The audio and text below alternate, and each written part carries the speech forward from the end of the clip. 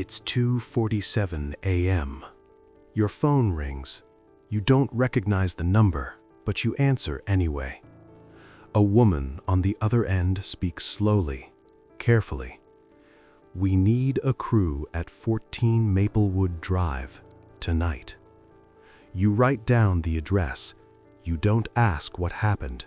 You already know better. This is your first week on the job.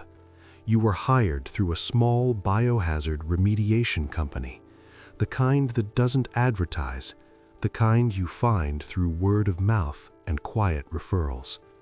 The pay is $22 an hour to start. Your supervisor told you one thing on day one. You don't talk about the jobs, not to your girlfriend, not to your mom, not to anyone. You nodded. You didn't fully understand why yet. You pull up to the address at 3:15 a.m. There are no police lights anymore, just yellow tape across the front door and a single lamp on inside. Your hands feel strange, not shaking, just aware.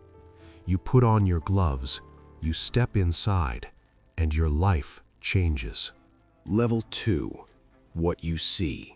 Nobody prepares you for the smell. No training video, no safety briefing, nothing. It hits you before you even cross the threshold. Copper, something chemical, something wrong. You breathe through your mouth. Your supervisor, Marcus, walks past you without hesitation. He's done this 400 times. You've done it once. The scene is a small apartment, one bedroom, kitchenette, a TV still on, muted. The couch is the problem. You don't look directly at it, not yet. Marcus hands you a spray bottle of enzymatic cleaner and a roll of red biohazard bags. "Start with the walls," he says. You start with the walls. There are spatter patterns you recognize from crime documentaries, except documentaries don't tell you it takes 3 passes to get it out of textured drywall. They don't tell you the clock is already ticking. The family wants to reclaim the apartment by Friday. You work in silence. The only sounds are latex gloves, plastic sheeting, and the hum of the refrigerator. Somewhere around 4 a.m., something clicks in your brain. You stop flinching. You start working. That's the first shift. You go home, shower for 40 minutes, sleep for 3 hours, wake up and check your phone. Marcus already texted you a new address. Level 2. You get good. 6 weeks in, you've worked 11 scenes, 2 suicides, 1 homicide, 3 unattended deaths, the ones where no one found the person for days. Those are the worst. Not the most violent, just the most human. You've learned the language of the job. Decomp means a body was there a long time. Trauma cleanup means violent and recent. Remediation means you're there to make it look like nothing happened. That last one starts to bother you quietly. You don't tell anyone. You've gotten fast. Marcus clocks you on scene time. Average crew takes 7 to 5 hours on a moderate job. You're doing it in 4. He notices. Your rate goes to $30 an hour, then $38.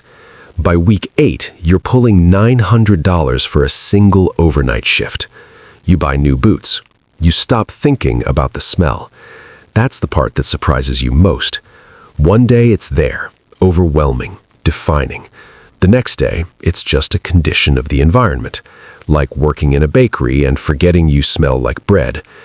Except you don't smell like bread, and you never quite forget what you're standing in. Level 4. The ones that follow you home. Not every scene stays at the scene. There's a house in the suburbs you'll never forget.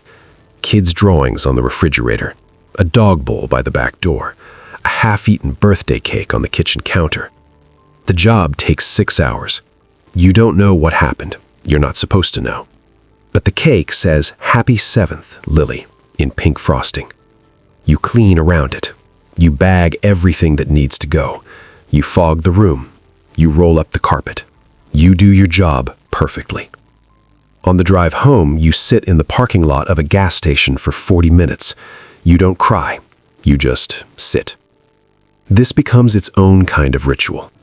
Some nights, after a bad scene, you sit in the car. You listen to something loud. You breathe. Then you go home and act normal. You become very good at acting normal. Your friends think you work for a restoration company. Like water damage and mold, they say. That's gross. Yeah, you say, and you smile, because they have no idea. Level 5. The money changes things. 3 months in, you're not entry level anymore. Marcus puts you in charge of a 2-person crew on smaller jobs. You're leading scenes at 28 years old. The rate jumps again. Now you're negotiating directly with property managers and estate attorneys. The company bills $3,000 to $12,000 per job, depending on severity. You start to understand what that means. On a bad decomp in a luxury condo, the estate pays $9,500. The company keeps most of it, but your cut for that one night is $1,400 for one night. You do the math. 3 jobs a week, every week. You start saving faster than anyone you went to high school with. You pay off your car. You put money away. You stop complaining about your alarm going off at midnight. This is the phase where the job stops feeling like survival. It starts feeling like power. You know something most people don't. You've seen the parts of life that get hidden, the rooms that get quietly erased, the stories that never make the news, and you're the one who does the erasing. There's a quiet weight to that. You don't talk about it, but you feel it. Level 6. Things get complicated.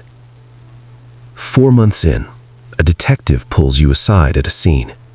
Standard, you tell yourself. They do this sometimes. Ask if you noticed anything before the crew arrived, whether the scene looked disturbed in a way that didn't match the report. You give the standard answer. We arrive after clearance. We don't assess the scene for investigative purposes. He nods. He gives you a card. You put it in your pocket. You tell Marcus. He doesn't look concerned. They fish, he says. Doesn't mean anything. You go back to work. But now you notice things differently. You start seeing inconsistencies. A scene ruled accidental, but the angles don't add up. A reported self-inflicted situation, but the placement is wrong. You've cleaned enough scenes to know what they're supposed to look like. Some of them don't look right. You don't say anything, because saying something means involvement. Involvement means exposure. Exposure means the job disappears, and you need this job.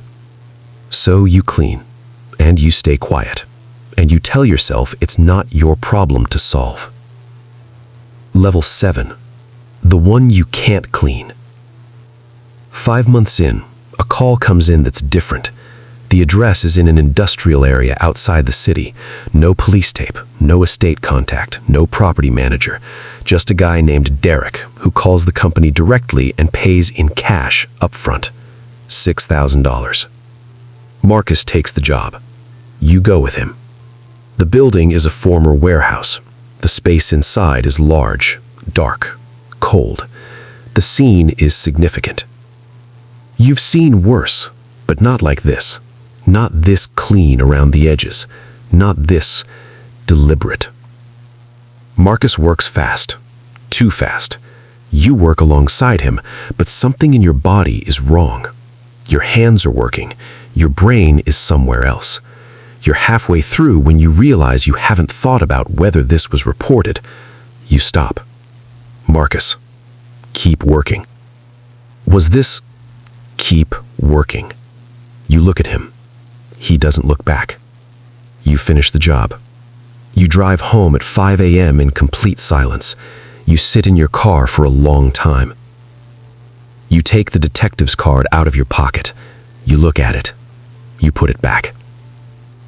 Level 8. The wait. You stop sleeping well. Not from nightmares exactly, from thinking. You replay scenes, not the violent ones. The warehouse. The speed of it. The cash. The way Marcus said keep working like he'd said it before, in a different context, to a different person. You start paying attention to the jobs that come in off-channel. No estate, no insurance, no property manager, just a name and a cash amount. They happen more than you realized. You were too focused on the money to notice the pattern. Now you see it. And once you see it, you can't unsee it. You think about quitting. You calculate what you'd lose. You think about the car, paid off, the savings account, the boots, the life you built on a skill nobody else wants. You don't quit. Level 9. The deal you make with yourself. You create a rule. You tell yourself you'll only do the legitimate jobs, the ones with insurance claims and official clearances. You tell Marcus you don't want the cash jobs anymore. He looks at you for a long time. That's fine, he says. You expect pushback. There is none. That scares you more. 2 weeks pass. The cash jobs stop coming to you. The regular jobs continue. You exhale. You think it's over. Then Derek calls you directly, not Marcus. You. I have a job, he says. I don't do those anymore. Silence. I know what you know, he quietly says. About what? About the warehouse. Your stomach drops through the floor. You were there, he says. That makes you part of it. He hangs up. You sit with the phone in your hand. Your entire body is still. This is the moment. This is where the job stops being a job. Level 10. What you choose. You have 2 options. You know it. You disappear. Quit. Move. Start over somewhere small with the money you saved. Hope Derek doesn't follow. Hope the detective's card is still valid. Hope that doing the right thing doesn't cost you everything. You keep going. You stay quiet. You clean what they put in front of you. You take the money. You become the person who knows and says nothing. You become Marcus. You pick up the detective's card. The name on it is worn at the edges now. Detective R. Salinas, Major Crimes Division. You type the number into your phone. You stare at it for a long time. Outside, it starts raining. The city is dark and quiet. You think about the birthday cake. Happy 7th, Lily. You press call. It rings twice. And somewhere across the city, a light turns on. You don't know how this ends. That's the truth. Some people make the call and walk away clean. Some people make the call and lose everything anyway. Some people put the card back in their pocket, drive home, shower, sleep, and answer the phone when it rings at 2:47 a.m. Because the city never runs out of scenes, and someone has to clean them. The question was never whether the job was dark. You knew that on day 1. The question is what the dark does to you after long enough. Whether you stay you, or whether you become the kind of thing that also needs to be cleaned up. Go to sleep. Your phone is going to ring soon.